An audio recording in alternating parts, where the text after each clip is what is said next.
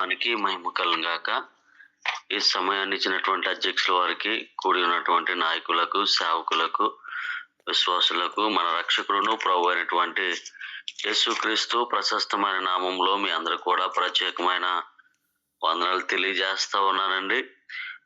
యెజ్రా గ్రంథము 2వ అధ్యాయము 7వ వచనాన్ని దినాన్ని మనం జ్ఞాపకం చేసుకుందామండి. యెజ్రా గ్రంథము 2వ అధ్యాయము 7వ వచనము.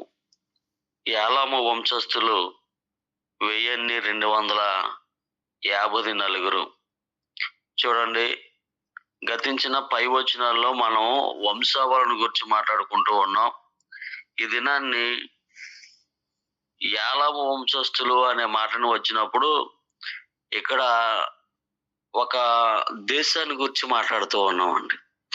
ఎందుకంటే ఏలాము అనేది ఒక గోత్రానికి కానీ సంబంధించినటువంటి పేరు కాదు, ఒక కుటుంబానికి సంబంధించిన పేరు కాదు.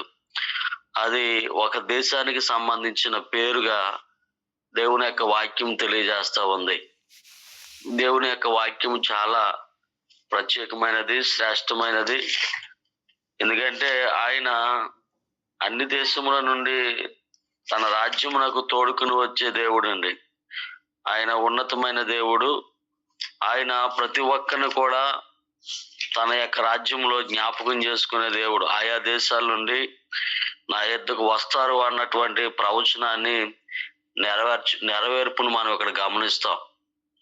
ఏలాము అనే మాటకి ఎత్తు అని అర్థం, లేక దాచబడిన ఎత్తైన ప్రాంతము అని అర్థం.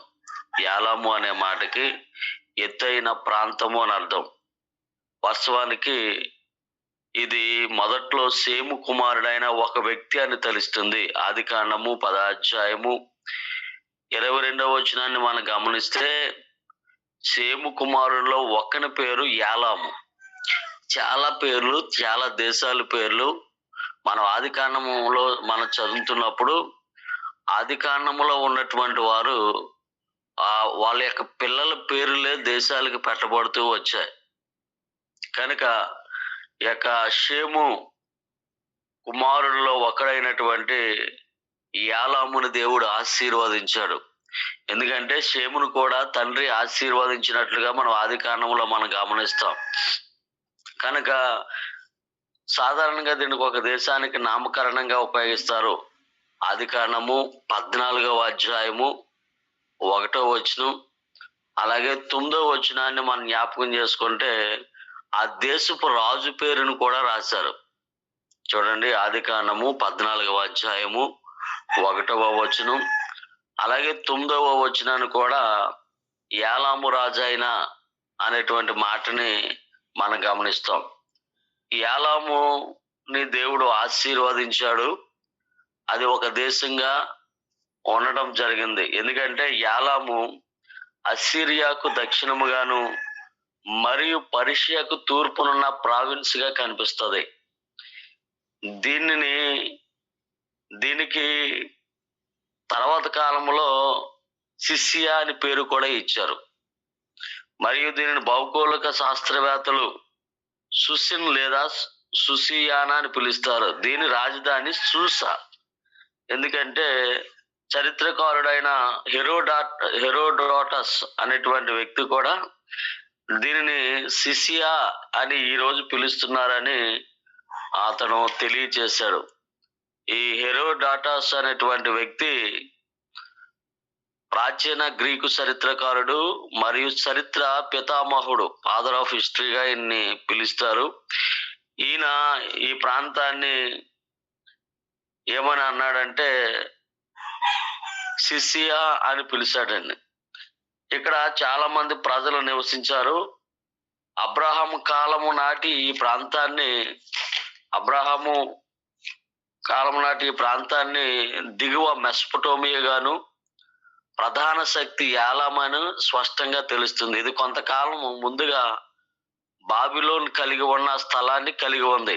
ఆదికాండము 10వ అధ్యాయం 10వ వచనం. మరియు తర్వాత బబులోను లేదా అస్సిరియా చేత ఆక్రమించబడినటువంటి ప్రాంతంగా మనం గమనించవచ్చు. ఎందుకంటే ఈ ప్రాంతంలో కొంత భాగం ఇది కొంత భాగం ఎలా ఉందంటే, మాదీయ పారసీక సామ్రాజ్యంలో కొంత భాగం ఉంటే, బబులోను ప్రాంతంలో కొంత భాగం ఉంది. అంటే పర్షియా, సింధు శాఖలో కొంత ఉండిపోయింది. అంటే 2 రాజ్యాలలో కొంత బబులోనికి ఉంది. కొంత ఏమో మాదీయ పారసీక రాజ్యానికి మధ్యలో ఉంది. అంటే కొంత భూభాగం అటు ఉంది, కొంత భూభాగం ఇటు ఉంది. కానీ ఇది ఒక సెపరేట్ రాజ్యం. ఇది అశ్షూరీయుల చేత జయించబడినప్పటికీ బబులోను క్రింద కూడా కొంతకాలం ఇది కొనసాగుతూ వచ్చినటువంటి రాజ్యం. ఈ రాజ్యాన్ని గురించి ప్రభు మాట్లాడుతూ అంటాడు, ఏలాము ప్రజలు కూడా బయలుదేరతారు. ప్రవచనం ఉంది. దేవుని యొక్క వాక్యాన్ని మనం జ్ఞాపకం చేసుకుంటే, యెషయా గ్రంథము 21వ అధ్యాయము 2వ వచనం.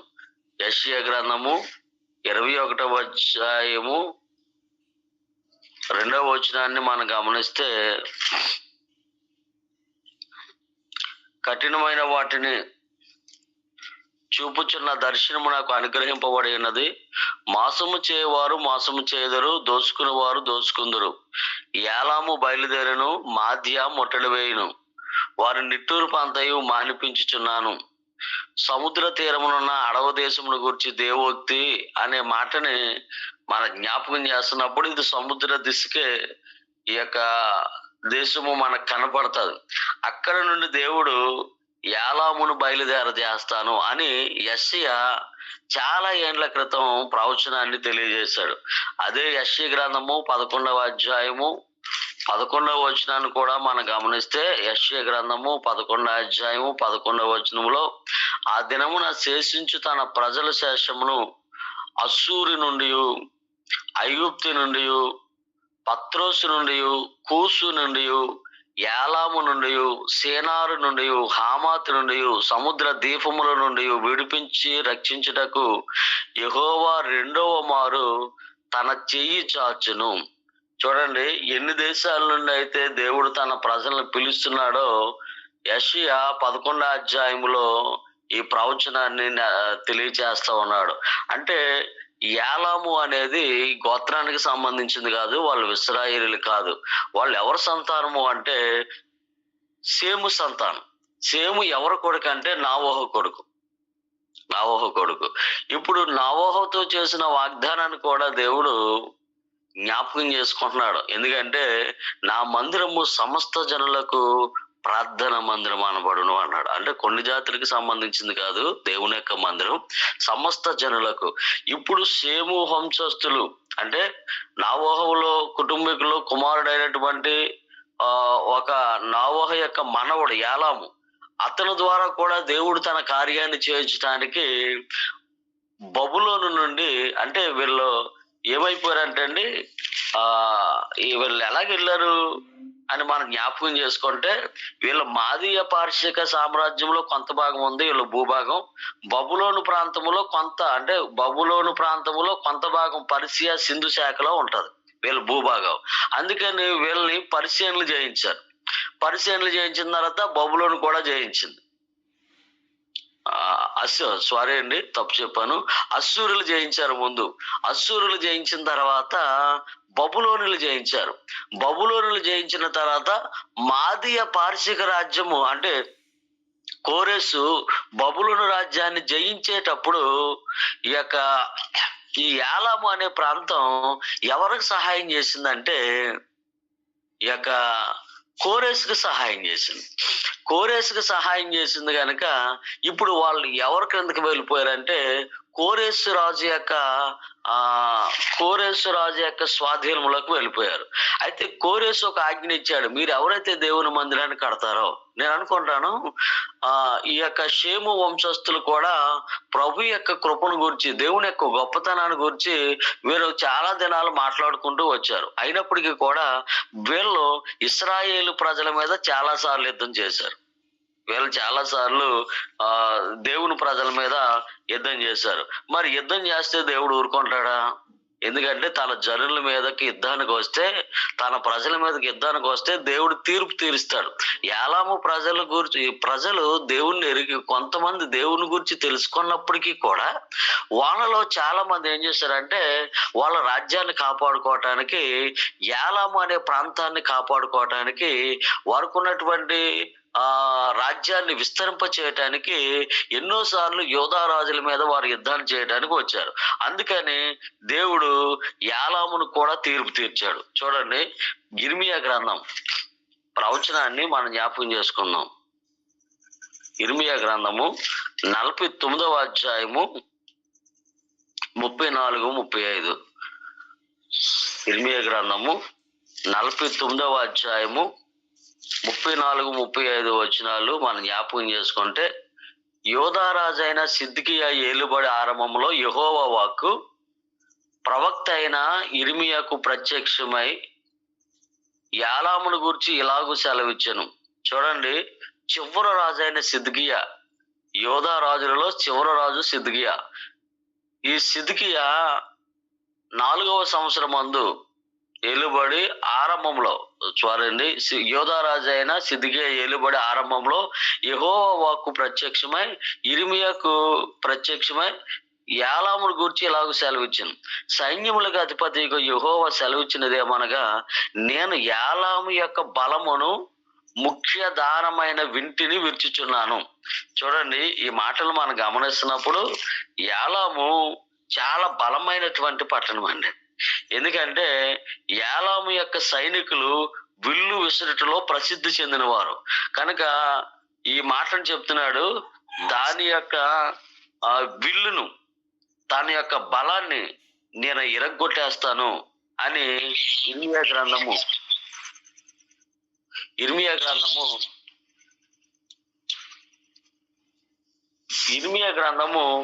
49వ అధ్యాయము 35, 36 వచనాల్లో మనం గమనిస్తాం. ఎందుకంటే నలుదిశల నుండి 4 వాయువులను యాలాము మీదకు రప్పించి నలుదిక్కుల నుండి వచ్చు వాయువుల వెంట వారిని చెదరగొట్టెదను.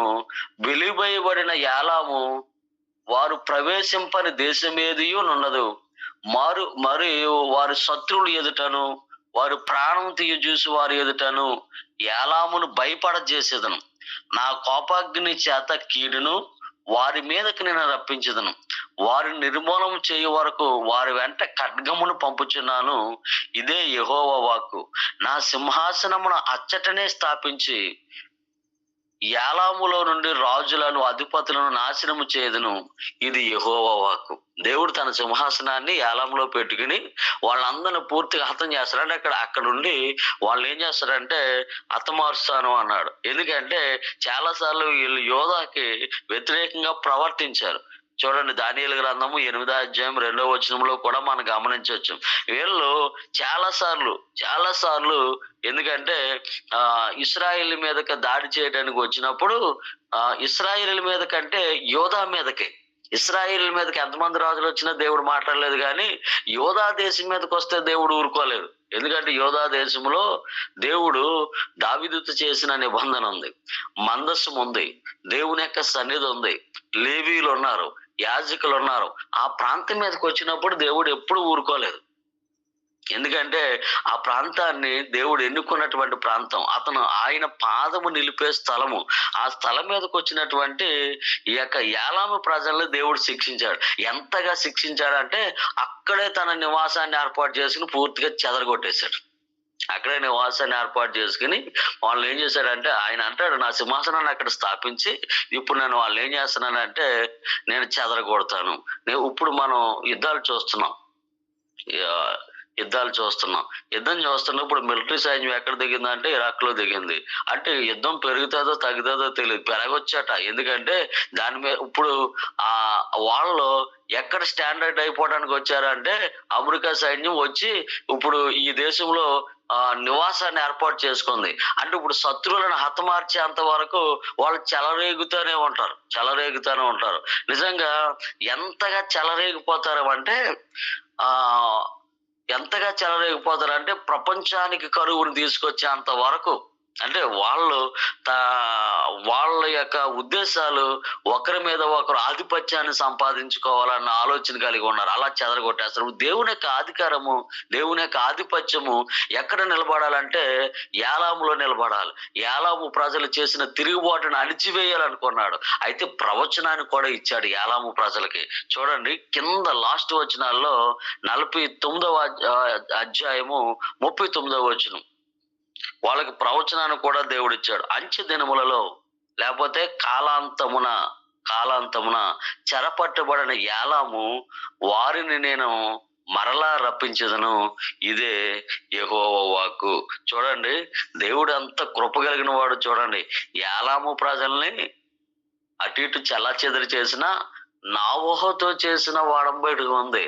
ఎందుకంటే నేను పూర్తిగా నశింపచేయను, నేను ప్రజల ఎడల కనికరాన్ని చూపిస్తాను అని వర్షపు ధనుని చూపించాడు. ఇంద్రధనుసు కాదు, బైబిల్లో మీకు ఎక్కడ ఇంద్రధనుసు కనపడదండి. వర్షపు ధనుసు అని ఉంటది. వర్షపు ధనుసు కనుక ఆ ధనుసుని చూపించినప్పుడు ఒక ఒడంబడిక చేశాడు, ఒక నిబంధన చేశాడు. నోవహుతో చేసిన నిబంధనను కూడా దేవుడు ఏ సమయంలో జ్ఞాపకం చేసుకుంటున్నాడంటే మందిరము కట్టే సందర్భంలో జ్ఞాపకం చేసుకుని రెండవ మారు వారిని మరలా సమకూరుస్తాను అన్న వాగ్దానం చేశాడు.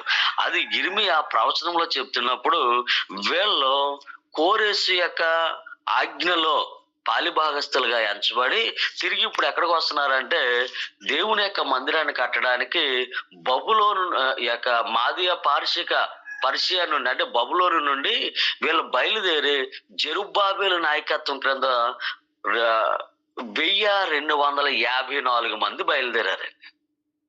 1254 మంది అంటే 1254 మంది బయలుదేరి దేవుని మందిరాన్ని కట్టడానికి వారు బయలుదేరినప్పుడు ఈ ప్రవచనం నెరవేర్చబడ్డది. దేవుడు ఆయా దేశముల నుండి నేను నా యొద్దకు సమకూర్చుతాను అన్నాడు. ఆయా ప్రాంతంలో చెదిరిపోయిన యూదుల్ని సమకూరుస్తాడట. ఆయా దేశాల్లోనున్న తన ప్రజలను కూడా ఆయన పిలుస్తాడు. ఈ ప్రవచనాన్ని ఇక్కడ నెరవేరుస్తున్నట్లుగా మనం గమనించవచ్చు. ఎందుకంటే ఆయన గోత్రాలనే కాదు, ఇశ్రాయేలునే కాదు, ప్రత్యేకించి ఆయా దేశాల్లో ఉన్నటువంటి వారిని కూడా సమకూరుస్తున్నట్లుగా మనం జ్ఞాపకం చేసుకోవచ్చు. అంతేకాదు పెంతెకొస్తు దినాన్ని కూడా దేవుని యొక్క ఆశ్చర్య కార్యములు విన్న వారిలో వీళ్ళు కనబడతారండి. చూడండి మెస్సియా ద్వారా రాబోయే అన్ని వస్తువులను తిరిగి పొందే సమయంలో, లేకపోతే అన్ని ఆశీర్వాదాలు తిరిగి పొందే సమయంలో ఎలియామీయులు పెంతెకొస్తు దినమున సువార్త విని అంగీకరించిన వారిలో మొదటి వారు అని చెప్పబడింది. అపోస్తల కార్యాలు 2వ అధ్యాయము 9వ వచనం. అపోస్తల కార్యాలు 2వ అధ్యాయము 9వ వచనం. చూడండి ఏలామీయులకి దేవుడు ఎంత కృప చూపించాడో. పెంతెకొస్తు దినాన కూడా వారు దేవుని యొక్క వాక్యాన్ని విన్నారు. అపోస్తల కార్యాలు 2వ అధ్యాయము 9వ వచనం. పార్తీయులు, మాదీయులు, ఎలామీయులు, మెస్పొతోమియా, యోదయ, కప్పదోకియా, పొంతు, ఆసియా, పుగ్రియా, పంపూలియా, ఐగుప్తుల దేశములందున్న వారు, కురేని దగ్గర లిబియా ప్రాంతం అందున్న కాపురం ఉన్నవారు, ఈ వచనాలన్నీ మనం చదివితే 120 మంది మేడగదిలో దేవుని యొక్క సన్నిధి కొరకు ఎదురు చూస్తున్నప్పుడు వారు పరిశుద్ధాత్మ చేత నింపబడి వారికి ఇవ్వబడిన అన్య భాషలు మాట్లాడుతున్నప్పుడు అందులో ఎలామీయులు దేవుని యొక్క సువార్తను విన్నారు. అంటే పెంతెకొస్తు దినాన్ని విడుదల బైబిల్ అపోస్తల కార్యాల్లో 4 పెంతెకొస్తులు మనకు కనపడతాయి. పెంతెకొస్తు అనే పదం కనపడదు కానీ ఇక్కడే కనపడుతుంది. అంటే ఆ అన్యజనుల యొక్క పెంతెకొస్తు కూడా మనం గమనిస్తాం. ఏదేమైనప్పటికీ అంటే ఆ పదం ఉపయోగించారు. ఏదేమైనప్పటికీ ఆ పెంతెకొస్తు దినాన్ని, ఆ విడుదల పండుగ దినాన్ని వారు ఏమన్నారు తెలుసా? మొట్టమొదటి దేవుని యొక్క సువార్తను వారు విన్నట్లుగా మనం గమనించవచ్చు. దేవుడు వారికి అంతగా దేవుడు వారికి సహాయం చేశాడు. ఈ ఎలాము అనేటువంటి వ్యక్తులు ఎలాము అనేటువంటి ఈ యొక్క దేశాన్ని నుండి వచ్చినటువంటి ప్రజలు దేవుని కొరకు ఒక బలమైన సాధనాలుగా వాడబడటాన్ని మనం గమనిస్తాం. ఎందుకు అని అంటే వాళ్ళు దేవునిలో ఒక గొప్ప వ్యక్తులుగా తీర్చిదిద్దబడడానికి దేవుడు వారికి ఒక కృపను చూపించాడు. ఎందుకంటే యెషయా గ్రంథము 21వ అధ్యాయం 2వ వచనాన్ని మనం జ్ఞాపకం చేసుకున్నప్పుడు వారు కోరేసుతో సహకారులుగా ఉన్నారు. అంటే ఎందుకంటే కోరేసుని ఎవరు ఎన్నుకున్నారంటే దేవుడే ఎన్నుకున్నాడు. కోరేసుని గురించి ప్రవచనము యెషయాలో రాయబడ్డది. 150 సంవత్సరాల క్రితమే కోరేసు అనే రాజు పారసీక దేశానికి రాజు అవుతాడని, అతడు నా మంద కాపరని, నా చిత్తమంతయు నెరవేర్చువాడని ఇలాంటి ప్రవచనం ఉంది. ఆ దేవుని యొక్క ప్రవచనాన్ని, దేవుని యొక్క ఉద్దేశాన్ని నెరవేర్చడానికి దేవుని చేత ఎన్నిక చేయబడిన వాడికి ఏలాము దేశస్థులు సహాయం చేశారు బబులోనును ఓడించుటలో. బబులోను రాజ్యాన్ని ఓడించడం సామాన్యమైన విషయం కాదండి. ఎందుకంటే బబులోను జయించడానికి వారు ఎలా వెళ్ళారంటే నీటి మార్గం గుండా వెళ్ళి బబులోను రాజ్యాన్ని అంతటిని జయించలేదు. బబులోని యొక్క రాజధాని అంటే ఆ యొక్క చిన్న రాజధాని పట్టుకు దాన్ని జయించాడు అంతే ఈ కోరేసినటువంటి వ్యక్తి. కనుక ఆ కార్యం చేయటానికి ఎవరు సహకారం చేశారంటే ఏలాము ప్రజలు సహాయం చేశారు. ఎందుకంటే ఏలాము ప్రాంతం కొంత ఎక్కడుందంటే బబులోని ప్రాంతానికి కొంత భూభాగం ఉంది. మీరు ఎప్పుడన్నా బార్డర్లో కానీ కొన్నిసార్లు మనం గమనిస్తే రోడ్డు అవతలేమో ఒక ప్రాంతం ఉంటుంది, రోడ్డు యువతల ఒక ప్రాంతం ఉంటుంది. అంటే ఆ దగ్గరగా ఉంటాయి. కొంత భూభాగం ఏమో రోడ్డు అవతల అంటే పక్క గ్రామానికి ఉంటుంది, కొంత భూభాగం ఏమో మనకి ఇంకో గ్రామానికి కలిసి ఉంటుంది. మీరు గ్రామాల్లో సరిహద్దులు కానీ గురించి తెలుసుకుంటే ఆ విధంగా ఉంది వీళ్ళ భూభాగం. వీళ్ళ భూభాగం ఉంది. కనుక వీళ్ళని ఆధారంగా చేసుకుని ఈ యొక్క కోరేసు ఏం చేశాడంటే సహాయాన్ని అడిగినప్పుడు వారు సహాయం చేయటానికి ముందుకు వచ్చారు, దేవుని కార్యానికి ముందుకు వచ్చారు. గనక ఏలాము ప్రజలను కూడా దేవుడు, ఆ దేశ ప్రజలను కూడా దేవుడు జ్ఞాపకం చేసుకున్నాడు అని మనం అనుకోవచ్చు. ఎందుకంటే ఏలాము ప్రజలు పర్షియన్ సామ్రాజ్యానికి ఒక చరిత్రలో, ఎందుకంటే హెరోడాటస్ అనేటువంటి వ్యక్తి అతను అంటే 3వ అధ్యాయము 91వ మాటలో ఆయన ఒక మాట రాశాడు. ఆయన గ్రంథంలో ఏమని రాశాడంటే ఏలాము ప్రజలు పర్షియన్ సామ్రాజ్యానికి వార్షిక కప్పంగా 300 తలాంతులను చెల్లించారట. అంటే వాస్తవానికి ఈ పర్షియన్ చేతి క్రింద వాళ్ళు ఉన్నారు అనడానికి ఒక ఆధారాన్ని యొక్క హెరోడోటస్ అనేటువంటి వ్యక్తి చరిత్రకారుడు దాన్ని చూపించాడు. అంటే ఈ రాజ్యము ఒక దేశానికి కప్పం చెల్లించినటువంటి అమౌంట్ కూడా రాయబడ్డది. ఆ రాజ్యాల కింద నుండి వచ్చినటువంటి వీళ్ళు ఈ యొక్క కోరేసు కిందకు వచ్చేసిన తర్వాత కోరేసు చెప్తున్న మాటలు వారికి ఆశ్చర్యాన్ని కలిగించాయి. ఎందుకంటే ఆశ్చర్యకరుడైన దేవుని మాటలు ఆశ్చర్యాన్నే కలిగిస్తాయి. ఎందుకంటే ఆయన అంటాడు నేను ఆశ్చర్యకరుడని. ప్రభు ఏ మాట చెప్పినా ఆశ్చర్యంగానే ఉంటదండి. ఎంత ఆశ్చర్యకరుడని అంటే మన దేవుడు ఒక ఉన్నతమైన వాడండి. చూడండి, నిన్నటి కాలంలో మనం అందరము ఒక చక్కటి ఆరాధన మనం చేసాం. యెరూషలేముకి ప్రభు చాలా సార్లు వచ్చాడు, కానీ ఎవరు మట్టలు పట్టుకుని రాలేదు. అది మట్లాదివారం అనే పండగ కూడా లేదు అసలే. కానీ యేసు ప్రభు గాడిద మీద రాగానే, గాడిద సమాధానానికి గుర్తు. యెరూషలేముకి గాడిద మీద వస్తున్నప్పుడు ప్రజలందరూ చాలా సంతోషంతో మట్టలను పట్టుకుని హోసన్నా జయము అనేటువంటి మాటలు వారు పలుకుతూ వచ్చారు. ఆశ్చర్యపోయారట ప్రజలు. ఎందుకంటే అది ప్రవచనం. గాడిద మీద రావటం అనేది ప్రవచనం. ఎందుకంటే సొలొమోను కుమారుడు, చూడండి, దావీదు కుమారుడైన సొలొమోను కంచరగాడిద మీద వచ్చిన తర్వాత ప్రజలు ఆయన రాజుగా చేశారు. మీరు ఆ బైబిల్ చదువుతూ ఉంటది. బైబిల్లో న్యాయాధిపతుల గ్రంథంలో కూడా ఒక ప్రవచనం ఉంటది. ఏమని ఉంటది అంటే ఆ ప్రవచనంలో తెల్లని కంచరగాడిదల మీద వచ్చి వారు సమాధానంతో వస్తారు అని. ఈ ప్రవచనాలు నెరవేరుతున్నప్పుడు ప్రజలు ఆశ్చర్యపోయారు. ఎందుకంటే రోమీల యొక్క చెర కింద ఉన్నది అప్పటికి ఈ యొక్క యెరూషలేము. కానీ సమాధానపరిచే నీతిరాజు వస్తున్నాడని వారి జీవితాల్లో ఒక ఆశ్చర్యాన్ని వెలబుంచుతారు. ఆ రోజు ఎవరు కూడా స్వస్థత కొరకు ఎదురు చూడలేదట. ఎందుకంటే ఆయన చూసి ఆశ్చర్యపోయారట. నిజంగానే మన దేవుడు ఆశ్చర్యకరుడండి. మన దేవుడు ఆశ్చర్యకరుడు. ఎందుకంటే ఈ యొక్క కోరేసు ఒక అన్య దేశపు రాజు నిజ దేవుని గురించి మాట్లాడుతున్నప్పుడు ఆశ్చర్యపోయి ఏలాము ప్రజలు దేవుని మాటకు విధేయత చూపించి దేవుణ్ణి వెంబడించాలి అనుకున్నారు. రెండో విషయాన్ని మీతో చెప్తాను. యోధా ప్రజలు బబులోనికి వెళ్ళిన తర్వాత కూడా బబులోనులో వాళ్ళు ఎలా లేరో తెలిసింది, నిశ్శబ్ద వాతావరణంలో లేరు. బబులోనులో కూడా దేవుని గూర్చి పాడారు. 137వ కీర్తనలో ఇంత ముందు నేను తెలియజేశాను. ఆ దేవుని మాటలు యాలాము ప్రజల్ని ప్రోత్సహించినాయి. యాలాము దేశస్తులు ఒక దేశాన్ని ప్రోత్సహించాయట వీళ్ళ మాటలు. ఒక దేశ ప్రజలు ప్రోత్సహిస్తే వాళ్ళు 1254 మంది జెరుబ్బాబేలుతో బయలుదేరి యెహోవా మందిరం కడతామని వచ్చారండి. వారు కానుకలు ఇవ్వటమే కాదు, కానుకలను సేకరించటమే కాదు, వాటన్నిటిని పట్టుకుని జెరుబ్బాబేలుతో బయలుదేరినట్లుగా 2 లేక 3 సందర్భాలలో మనం జ్ఞాపకం చేసుకుంటాం. ఒక సందర్భం యెజ్రా గ్రంథము 2వ అధ్యాయము 7వ వచనం. రెండవ సందర్భాన్ని మనం జ్ఞాపకం చేసుకుంటే యెజ్రా గ్రంథము 10వ అధ్యాయము 2వ వచనాన్ని కూడా లేకపోతే 2వ వచనాన్ని మనం జ్ఞాపకం చేసుకోవచ్చు. 10:26లో కూడా, లేకపోతే 8వ అధ్యాయము 7వ వచనం. రెండవ సందర్భము యెజ్రా గ్రంథము 8వ అధ్యాయం 7వ వచనంలో మనం జ్ఞాపకం చేసుకోవచ్చు. మూడవ సందర్భము నెహెమీయా గ్రంథము 7వ అధ్యాయం 12వ వచనం, నెహెమీయా గ్రంథం 12వ అధ్యాయము 42వ వచనం. ఈ సందర్భాలన్నిటిలో మనం జ్ఞాపకం చేసుకుంటే వారు దేవుని యొక్క పని కొరకు ఎంత ప్రోత్సాహకరంగా వచ్చారో అన్నిసార్లు వారి గురించి 2 గ్రంథకర్తలు రాస్తూ వచ్చారు. అంటే ఒక దేశపు యొక్క ప్రజలు దేవుని పని చేయటానికి ఎలా వచ్చారో చెప్పబడుతూ వచ్చింది. నేను అనుకుంటాను జెరుబ్బాబెలు యొక్క నాయకత్వాన్ని ఒక దేశము అంగీకరించిందండి. ఒక చిన్న రాజ్యానికి లోబడ్డారు వాళ్ళు.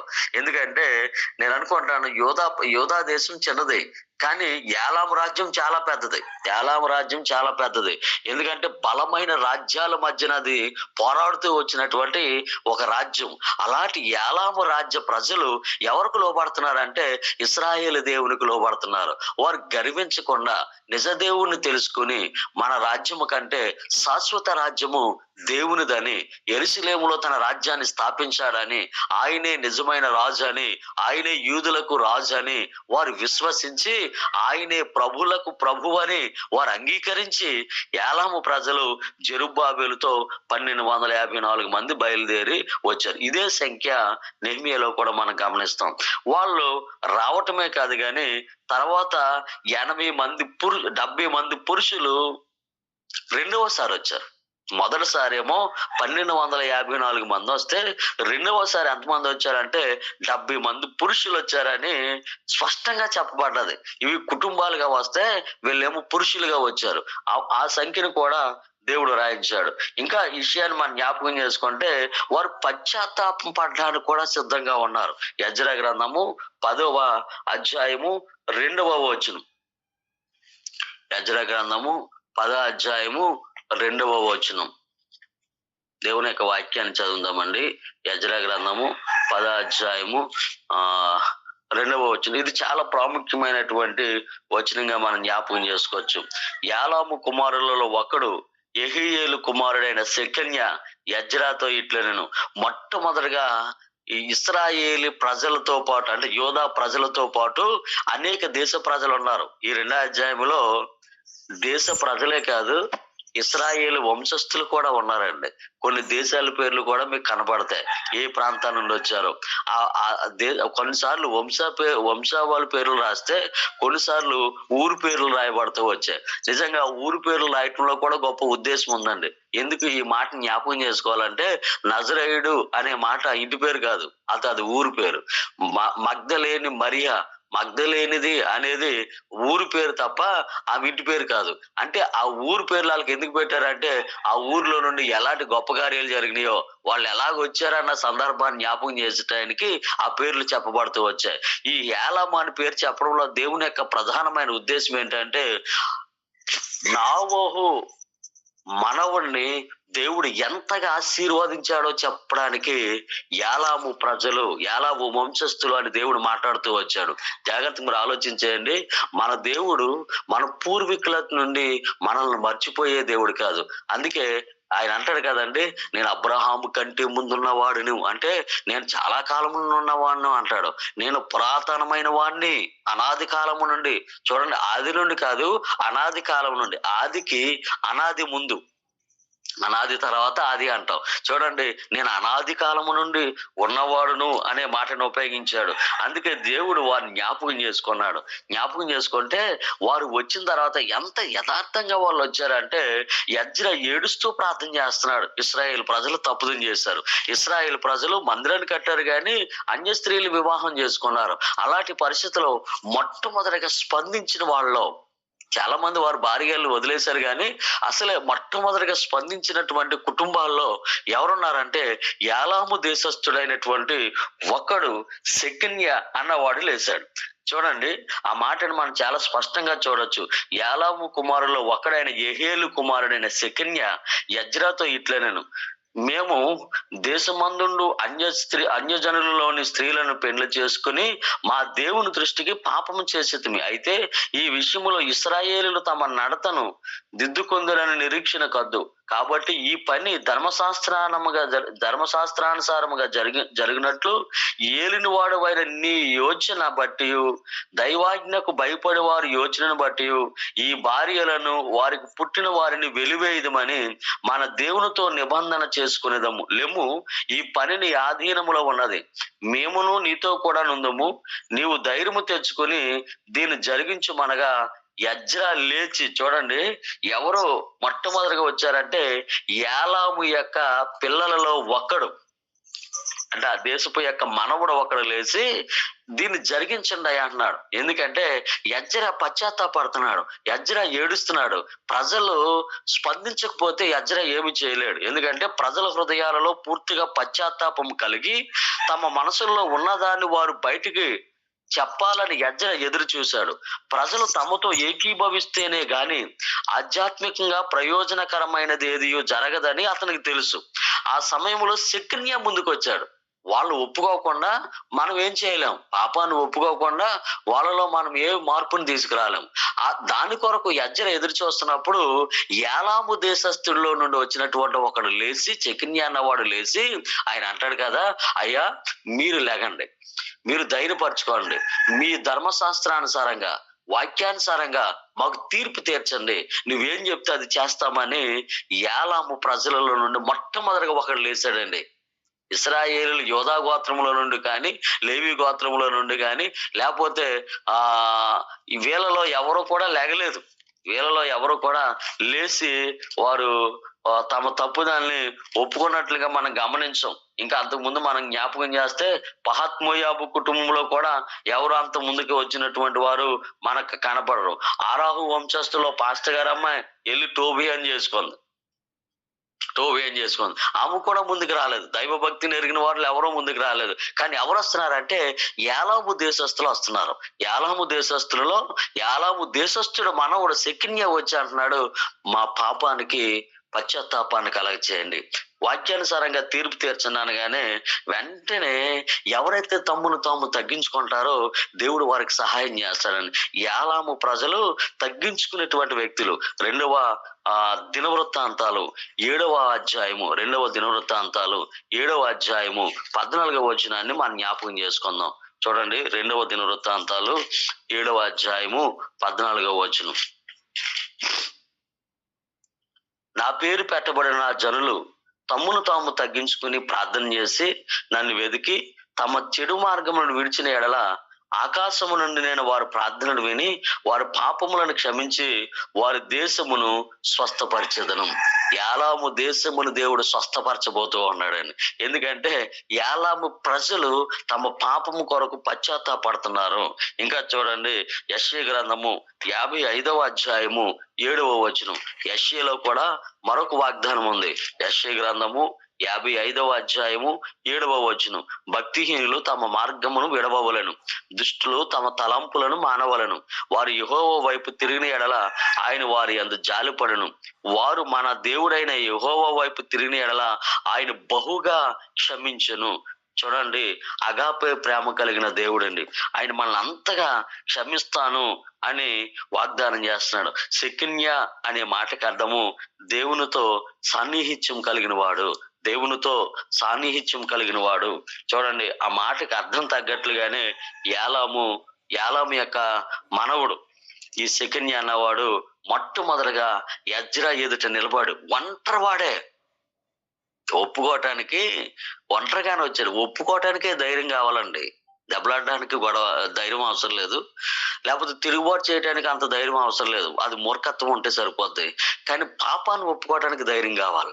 పాపాన్ని ఒప్పుకోవటానికి మనము భరించగలిగి ఉండాలి. శెకన్య పని చేస్తున్నాడండి. అయ్యా, మా పాపాన్ని మేము ఒప్పుకుంటాం, ఒప్పింప చేయగలిగినటువంటి నీ ప్రార్థన మా జీవితాల్లో ఒక పెను మార్పుని తీసుకొచ్చిందని యాలాము ప్రజలలో పశ్చాత్తాపం వచ్చింది కనుక ఇప్పుడు ఆయన మందిరపు పనిలో పశ్చాత్తాపం కలిగి తగ్గింపు కలిగినటువంటి యాలాము దేశస్థులను దేవుడు మందిరం కట్టడానికి జెరుబ్బాబెలు నాయకత్వం క్రింద 1254 మందిని దేవుడు తోడుకుని వచ్చాడండి. నిజంగా అట్టువారి చేతనే దేవుడు తన పనిని చేయించగలడు. అట్టువారి చేతనే దేవుడు మేలుని చేయించగలడు. అట్టువారి చేతనే తన నామాన్ని హెచ్చింప చేయగలిగిన వాడు. అందుకే దేవుని యొక్క వాక్యం చెప్తుంది, యాలాము ప్రజలు కూడా దేవుని కార్యాన్ని చేయటానికి వచ్చారు. యాలాము వంశస్థులని మీరు చదివేయటానికి వీలు లేదండి. వాళ్ళు యాలాము దేశస్థులు. అంటే దేశస్థుల్ని వంశస్థులుగా రాసిన యాలాము అనేది దేశము. అది ఒక గోత్రానికో ఒక కుటుంబ నేపథ్యానికి సంబంధించింది కాదు. యాలాము అనేది సిసియా లేకపోతే సిసిరియా అనే ప్రాంతం, లేకపోతే సుసియానా అనే ప్రాంతము, లేకపోతే సూసా అనేటువంటి ప్రాంతము వాళ్ళది. దాన్ని అలా పిలుస్తున్నారు. ఆ ప్రాంతం నుండి వారు ప్రభు యొక్క పని చేశారు. మనం ఎక్కడ వారమైనా, ఏ చోట వారమైనా, ఏ ప్రాంతానికి చెందిన వారమైనా మన జీవితాల్లో దేవునికి విధేయతగాని చూపించగలిగితే మన చేత కూడా దేవుడు గొప్ప కార్యాలు చేస్తాడు. అటుకృప దేవుడు మనకు అందరికి అనుగ్రహించి సహాయము చేయను గాక. మహోన్నతుడా, జీవం కలిగిన తండ్రి, జీవాధిపతి, నీకు స్తోత్రాలు నాయన. ఈ దినాన్ని ప్రభా యాలాము ప్రాంత వాసుల గురించి, దేశాన్ని గురించి మేము వినగలిగాం ప్రభా. నాయన ప్రభా, ఆయా దేశాల నుండి, ఆయా ప్రాంతాల నుండి నాయన ప్రభా నేను వారిని తోడుకుని వచ్చేస్తాను. సమస్త జనులు నా ఎదుట మోకరిస్తారు, సమస్త జనులు నా ఎదుట వంగుతారు అనేటువంటి ప్రవచనాన్ని కూడా నువ్వు నెరవేర్చావు ప్రభా. నిజంగా ఇశ్రాయేల్ ప్రజలు తిరిగి వస్తున్నప్పుడు అనేక దేశ ప్రజలను కూడా మీరు తోడుకుని వచ్చారు ప్రభా. నీ వాగ్దానాలు నమ్మదగినవి, నెరవేర్చగలిగిన దేవుడు ప్రభా, నీకు స్తోత్రాలు. ఇది ఆయన ప్రభా, ఈ వాక్యాన్ని విన్న ప్రతి ఒక్కరి హృదయాల్లో అర్థమవటానికి సహాయం చేయండి. ఒకవేళ నేను సరిగా చెప్పకపోతే నన్ను కూడా నాయన ప్రభా అర్థమయ్యే రీతిలో చెప్పడానికి నాయన ప్రభా నిలబెట్టమని ప్రార్థిస్తూ ఉన్నాను ప్రభా, నీకు స్తోత్రాలు.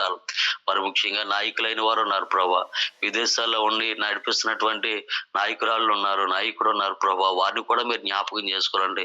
స్వదేశంలో ఉండి నడిపిస్తున్న నాయకులు ఉన్నారు, సేవకులు ఉన్నారు, అధికారులు ఉన్నారు ప్రభా, ఉన్నతమైనటువంటి వ్యక్తులు మా మధ్యన ఉన్నారు, విశ్వాసులుగా ఉన్నవారు ఉన్నారు ప్రభా. వారు పరిస్థితుల్లో ప్రభా ఆయా ప్రాంతాలలో వారు పనిచేస్తూ కూడా ప్రభా నీ వాక్యాన్ని వింటూ ఉన్నవారు ఉన్నారు. వారందరినీ మీరు దీవించండి, ఆశీర్వదించండి. వారు కలిగినటువంటి బిడ్డలను మీరు దీవించండి, వారు స్వాస్థ్యమును ఆశీర్వదించండి ప్రభా. మేలుల చేత నింపండి.